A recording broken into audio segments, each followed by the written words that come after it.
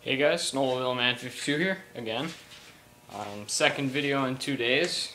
Pretty good record for me, because this summer I haven't been making any videos, which I'm sorry to you guys for that. I've been pretty busy and stuff. But this video is about how I made my snowmobile warm-up stand for my sleds. And I just made this probably two weeks ago. And it's pretty nice. It's been holding up. Here it is. Yeah, it works pretty good. So what you do is, what I did is, anyways, I took, just a minute here, I took some 1-inch or 1 1/4 inch steel here, just some tube steel. You can see there. And I think it's about 28 or 29 inches long. And I cut 2 pieces of that, there and there. Then I took some I don't know what you call it. It's a kind of a rectangular tube steel. I just found it. I got a lot of scrap and stuff here, and I just found a big hunk of it. I cut it into 2 pieces. I think these are probably about 24 inches tall. These 2 here, orange posts here. I welded them on, and this was one of my first welding projects. And when I originally welded it, I was alone, and it was the first time using the stick welder, and I burned a hole in here. So I cut a piece, and after I got a little more skill after a few days, I welded a patch over it, so it didn't look so crappy. But yes, my amateur welds are holding up pretty good. But then I took and, well, first I found the metal that I wanted to use for my hinging lift thing here, this. And I found this piece of scrap. I don't know what it's off of, like an old flagpole or something. But it fit right inside of this piece of tube steel I found. And this tube steel fit inside of these 2 kind of couplings that I found.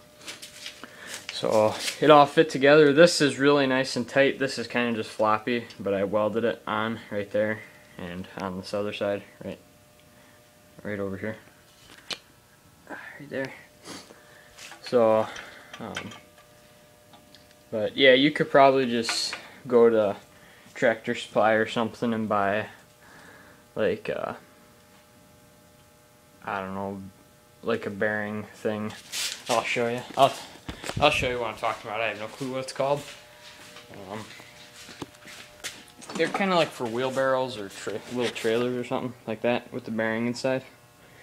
But then you could slip a piece of pipe through there, or a piece of rod or something, and then bolt your actual lift rod to this. So it'd be a little more smooth and long lasting.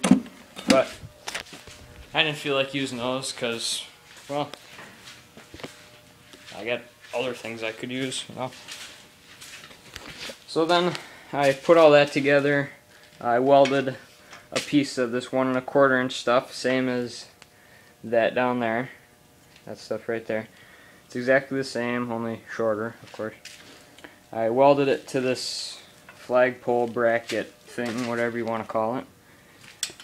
Then I took some 1-inch steel, which is what's used here as a bracing, a cross member there, and I put it inside of here, so because it fits perfectly inside of here. So, and then this, it's adjustable. I got 3 positions. It slides in and out. So that works. That's pretty handy, you know, when you're dealing with different types of sleds, heavier ones, lighter ones, you know.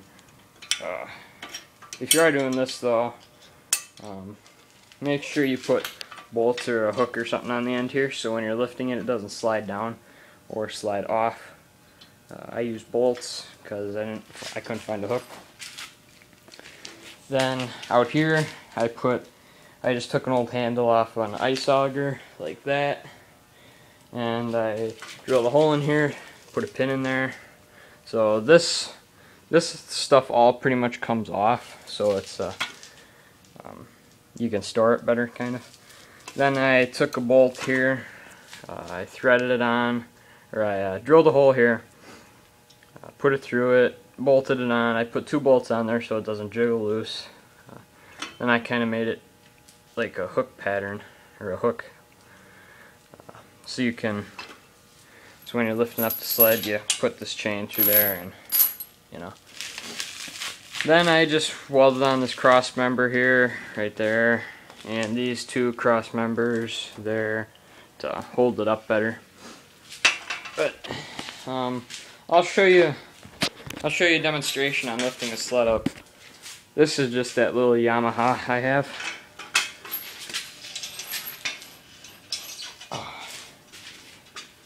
The paint was probably the hardest thing because I had to tape it off and everything. That took a lot of time. If I could do it over again, I'd just paint the whole thing black.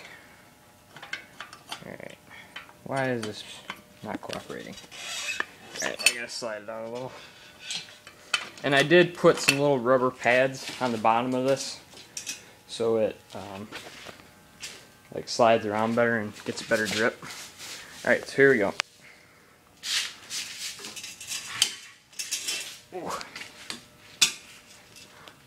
Okay, so this kind of takes 2 hands, but you put the 2 chains through that loop. One's a safety chain, and yeah, so that's pretty much how it works. All in all, cutting the steel, finding it, welding it, painting it, probably about a 3-day process. Painting takes, actually it's probably about a 4-day process, because painting, whew, that took me like 2 days to get done, because that really sucked. But anyways, this is the welder I used. It's just a Lincoln electrode welder.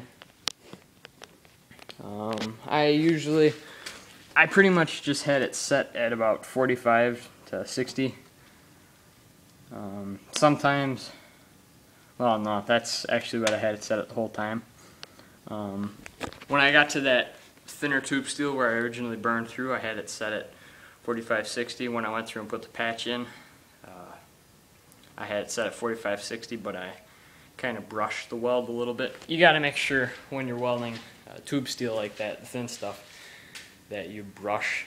You don't point it right at that thin stuff, that you kind of brush it up on it, so you don't burn a hole through it like I did. See, I didn't know that. Then I watched some videos and I found out, hey, that's how you weld tube steel, thin stuff. So, all right, thanks for watching. Make sure to like and subscribe, and I'll see you later.